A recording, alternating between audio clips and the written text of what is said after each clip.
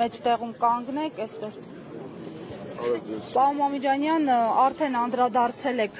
խափանմիջոցի փոփոխությանը, նշել եք, որ սա քաղաքական հետապնդման այսպես հետևանք է եւ ուղիղ առնչվում է իմպիչմենտի գործընթացին։ Ի վերջո, այս գործընթացի հանգուցալուծումը ինչպես եք պատկերացնում, եթե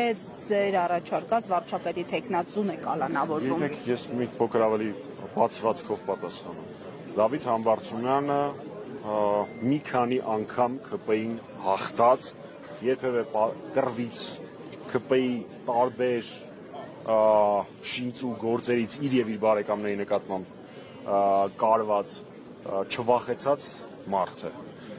Վստահ եմ, որ սա նույնպես թե իր թիմի, թե բոլորիս համար որևէ խոչընդոտ չի հանդիսանա, սա մեկ։ Երկրորդ, գործի մասով այլ գործող անձինք չկան, բայց կա կազմակերպիչ, ոնց է ստացվում, ոչ մեկ չգիտի։ Երբեք նման դեպքում խափանման միջոց չի փոխվում։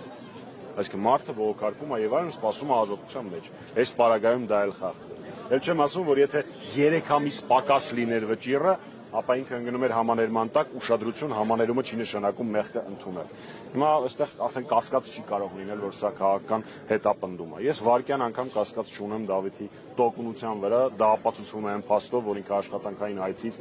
վերադառնում է Հայաստան, դա ցույց է տալիս իր կերպարը, իր տեսակը։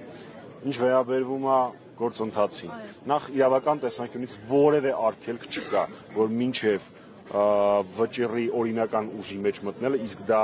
Աստված առաջ ամիսներ անց է բողոքարկումները հաշվի առնելով, Դավիթ Համբարձումյանը շարունակի մնալ իմպիչմենտի թեկնածու, իմպիչմենտի գործընթացը շարունակվելու է, իսկ ինչի են Դավիթ Համբարձումյանից վախենում, ոչ միայն նրա պատճառով, որ ինչպես տեսնում եք, ունի բազմաթիվ աջակիցներ եւ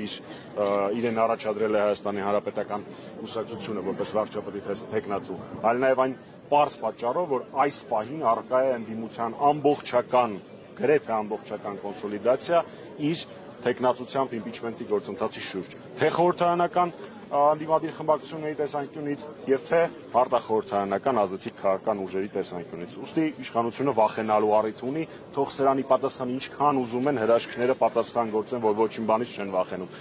7 թե 10 ավտոբուսները ոստիկանական լավ ցույց են տալիս, թե իրենք ինչքանով չեն վախենում։ Փողոցի գեներացիայի մասին էին խոսում ընդդիմադիր շրջանակները, նաև ձեր ուժը երբ սպասել։